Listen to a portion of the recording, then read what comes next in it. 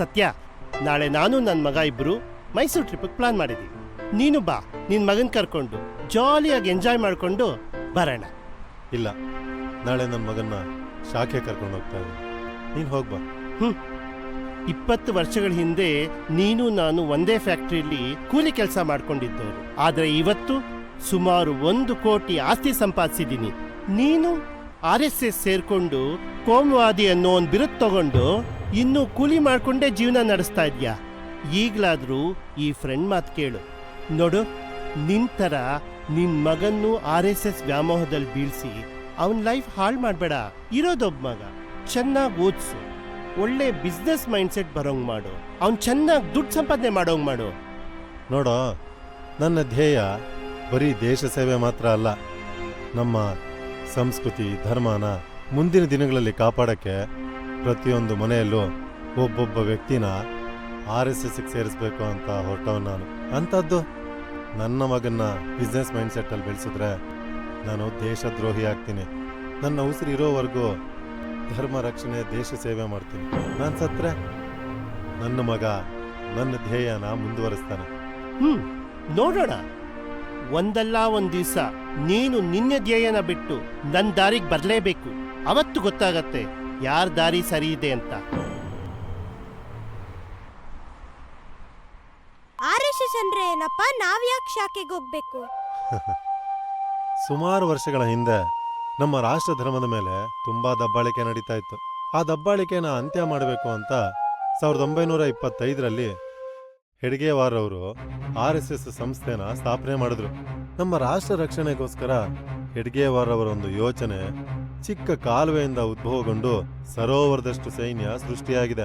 ಮುಂದಿನ ದಿನಗಳಲ್ಲಿ ಈ ಸರೋವರ ಸಮುದ್ರದಷ್ಟು ದೊಡ್ಡ ಸೈನ್ಯ ಆಗುತ್ತೆ ಅನ್ನೋ ಭಯಕ್ಕೆ RSS ಅಂದ್ರೆ ಕೋಮುವಾದಿ ಅನ್ನೋ ಮುದ್ರೆ ಹಾಕಿ RSS ಸೈನ್ಯನ ಧ್ವಂಸ ಮಾಡಬೇಕು ಅಂತ ಸುಮಾರು ಜನ ದೇಶದ್ರೋಹಿಗಳು ಪ್ರಯತ್ನ ಪಟ್ರು. ಆದ್ರೆ RSS ಜ್ವಾಲೆನ ತಡೆಯೋದಿಕ್ಕೆ ಯಾರಿಂದಾನೂ ಸಾಧ್ಯ ಆಗಿಲ್ಲ.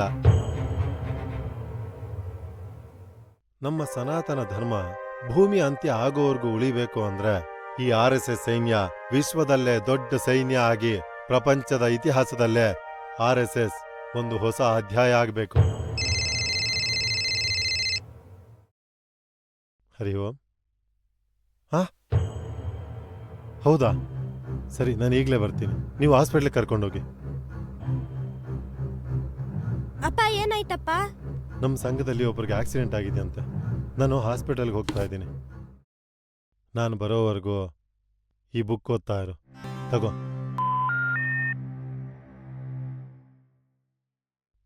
ಸರಿ ಮಗನೇ, ನಾನು ಆದಷ್ಟು ಬೇಗ ಬರ್ತೀನಿ. ನೀನು ಹುಷಾರು.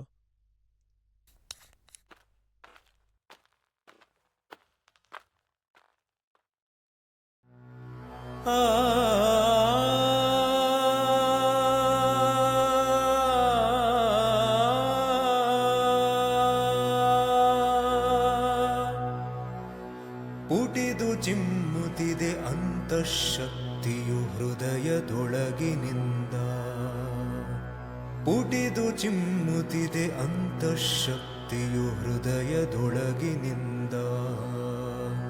ಸೆಟೆದು ನಿಲ್ಲುತ್ತಿದೆ ಸ್ವಾಭಿಮಾನವು, ಸೆಟೆದು ನಿಲ್ಲುತ್ತಿದೆ ಸ್ವಾಭಿಮಾನವು.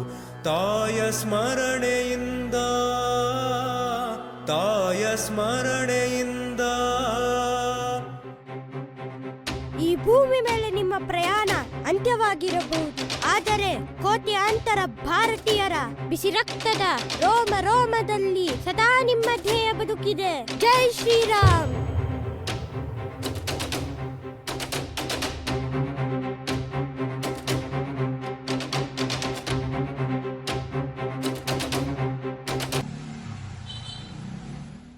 ಲೇ ಸೂರ್ಯ, ಸೂರ್ಯ ಎದ್ದೇಳು. ಅದೆಷ್ಟು ಸತಿ ಎಬ್ಬಿಸ್ಬೇಕು? ಅಪ್ಪ, 8 ಗಂಟೆ ಆಯ್ತು. ಎದ್ದೇಳು, ರೆಡಿ ಆಗೋಣ. ಅಪ್ಪ, ಬೆಳಗ್ಗೆ ಸುಮ್ನೆ ಡಿಸ್ಟರ್ಬ್ ಮಾಡ್ಬೇಡ. ಹಾಗಾದ್ರೆ ಇವತ್ ಮೈಸೂರು ಟ್ರಿಪ್ ಕರ್ಕೊಂಡು ಹೋಗಲ್ಲ? ಅದೇನ್ ಕರ್ಕೊಂಡು ಹೋಗಲ್ಲ ಅಂತ ನಾನು ನೋಡ್ತೀನಿ.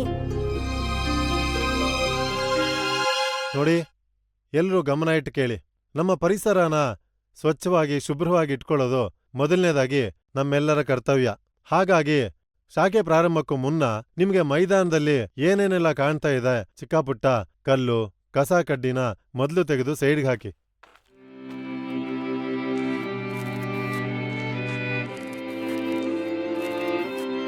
ಸಾಕ್ ನಿಲ್ಸಿ. ಕೇಳಿ ಇಲ್ಲಿ. ಸದೃಢವಾದ ರಾಷ್ಟ್ರವನ್ನು ಕಟ್ಟಬೇಕು ಅಂದ್ರೆ ಮೊದಲು ನಮಗೆ ಶಿಸ್ತು ಮುಖ್ಯ. ಹಾಗಾಗಿ ಮೊದಲು ನಿಮ್ಮ ಪಾದರಕ್ಷೆಗಳನ್ನ ಸಾಲಾಗಿ ಎಲ್ರೂ ಬಿಟ್ಟು ಬನ್ನಿ. ಇದು ನಿಮಗೆ ಸಂಘ ಕಲಿಸ್ಕೊಡ್ತಕ್ಕಂಥ ಮೊದಲನೇ ಶಿಸ್ತಿನ ಪಾಠ. ಎಲ್ರೂ ಹೊರಡಿ.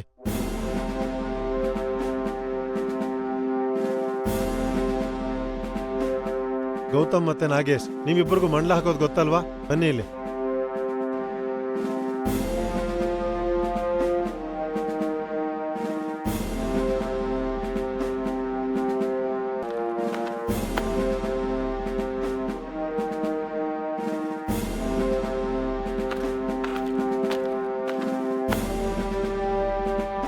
ಧ್ವಜ ಪ್ರಣಾಮ್. 1 2 3.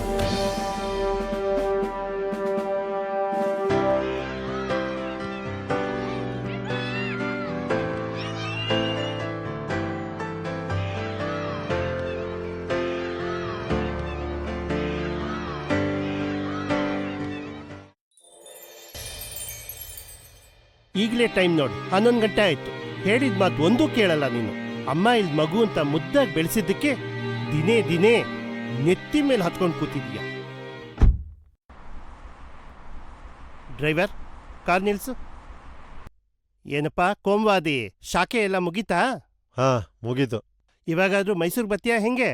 ಇಲ್ಲ, ನೀನ್ ಹೋಗ್ಬಿಡ್ ಬಾ, ನಂಗೆ ಸ್ವಲ್ಪ ಕೆಲಸ ಇದೆ. ಈ ಜನ್ಮಕ್ಕೆ ಬದಲಾಗಲ್ಲ ನೀನು.